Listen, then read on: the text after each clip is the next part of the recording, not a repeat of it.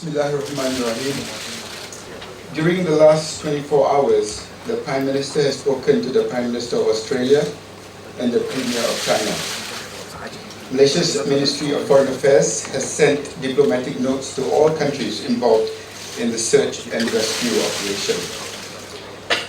This includes two groups. First, countries in the search corridors, and second, countries from which we are seeking assistance and expertise. For countries in the search corridors, we are requesting radar and satellite information, as well as specific assets for the search and rescue operation.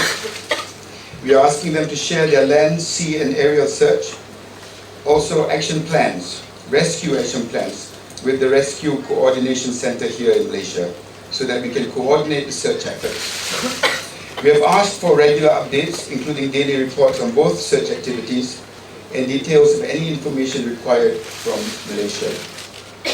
We are not at liberty to reveal information from specific countries. As the coordinating authority, we are gathering all information as part of the ongoing search and rescue operation. Ladies and gentlemen, over the past 48 hours, Malaysia has been working on the diplomatic, technical and logistical requirements of the search for MH370. The number of countries involved in the search and rescue operation has increased to 26. Malaysia continues to lead the overall coordination of the search effort. The southern corridor has been divided into two sections according to the International Civil Aviation Organization demarcation. These demarcations were agreed by the ICAO, of which Malaysia is a council member, before MH370 went missing. Australia and Indonesia have agreed to lead search and rescue operations in their respective regions as demarcated by ICAO. Today I can confirm that search and rescue operations in the northern and southern corridors have already begun. Countries including Malaysia, Australia, China, Indonesia, Kazakhstan have already initiated search and rescue operations. The Royal Malaysian Air Force and the Royal Malaysian Navy have deployed assets to the southern corridor. Two Malaysian ships have been deployed, the offshore patrol vessel KD Kelantan and KD Selangor. This deployment also includes a Superlynx helicopter, which can operate from either ship. Australia has already moved a P-3 Orion aircraft to the region of Corpus and Christmas Islands, and today the Prime Minister of Australia confirmed that Australia will send an additional two P-3 Orion and a C-130 Hercules. A US P-8 Poseidon aircraft will be travelling to Perth today to help with the search. Malaysia has been working with international investigators and aviation authorities since day one. Yesterday, experts from Civil Aviation Administration of China joined the investigation team. Today, officials from the French Office of Investigations and Analysis for the Safety of Civil Aviation also joined the team. These authorities are working with Malaysia Airlines and the DCA to refine data that can help with the search. On Saturday, 8th of March, the Royal Malaysian Police started investigations into all crew members on board MH370, including the pilot and co-pilot, as well as all ground staff handling the aircraft. On Sunday, 9th March, police officers visited the homes of the pilot and the co-pilot. Officers also spoke to the family members of the pilot and the co-pilot. Police visited the homes of the pilot and co-pilot again on Saturday, the 15th of March. The pilot's flight simulator was taken from his house with the assistance of his family. The simulator was reassembled at the police headquarters. At this point, I would like to stress that Malaysia has been cooperating with the FBI, Interpol, and other relevant international law enforcement authorities since day one. I would also like to address the speculation that Malaysia has held back information about the MH370 movements.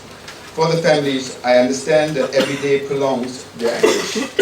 I understand because Malaysia too is missing its sons and daughters. There were 50 Malaysians on board the plane.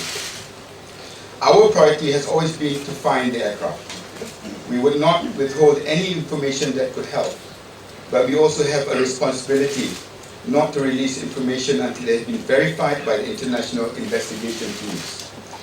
This responsibility is not only to the families and to the investigation, but also to the search and rescue operations.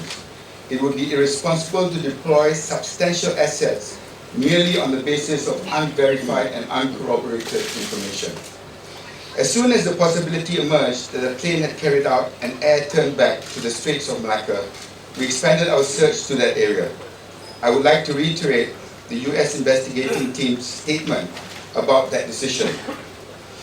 Based on the information and data given by the Malaysian authorities, the US team was of the view that there were reasonable grounds for the Malaysian authorities to deploy resources to conduct search on the western side of Peninsular Malaysia. As soon as we verified and corroborated the new satellite information as to the possible last known whereabouts of the aircraft, we recalibrated our search efforts to the northern and southern corridors as announced by the Prime Minister. After my statement, we will release a more detailed map of the northern and southern corridor, which looks something like this. Malaysia Airlines has set up operation centers in both Kuala Lumpur and Beijing to care for the families of the crew members and passengers. MAS has allocated each family a caregiver who will be on 24 hours duty. They have sent more than 100 staff and caregivers to Beijing. The airline gives daily briefings to the families. They provide counseling sessions, and they contact families that have elected not to come to Malaysia between 2 or 3 times a day. Ladies and gentlemen, over the past 2 days, we have been recalibrating the search for MH370. It remains a significant diplomatic, technical, and logistical challenge. Malaysia is encouraged by the progress made during such a short period of time, and we are grateful for the response by the heads of governments that we have spoken to, all of whom have expressed a commitment of assistance. With support from our many international partners, this new phase of the search is underway. Assets are being deployed, and search and rescue operations have begun. And I wish to thank our partners from around the world for their continued support. Thank you.